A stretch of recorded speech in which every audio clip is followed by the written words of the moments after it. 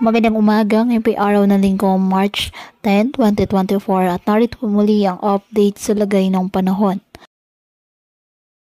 Northeast monsoon o amihan nakakaapekto sa northern at central Luzon at easterlies naman ang nakakaapekto sa nalalabing bahagi ng ating bansa.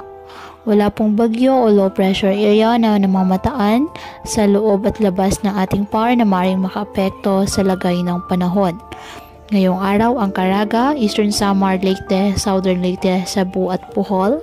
Asahan na maulap na kalangitan na may kalat-kalat na pag-ulan at thunderstorms dahil po sa easterlies. Ang Metro Manila, Cagayan Valley, Cordillera Administrative Region, Central Luzon at Calabarzon. Asahan na maulap na kalangitan na may mahihinang pag-ulan dahil po sa amihan. Ang Ilocos Region, asahan din po ang bahagyang maulap hanggang maulap na kalangitan with isolated light rains dahil sa amihan. Apektado naman ng easterlies at localized thunderstorms ang nalalabing bahagi ng ating bansa. Kaya patuloy po natin na pag-iingat pa din ang ating mga kababayan sa pantapat po ng mga pagbaha at pagguho ng lupa at ugalin po na magdala palagi ng payong o kahit anong panangga sa ulan o di kaya na may sa init ng araw kapag lalabas ng ating mga tahanan.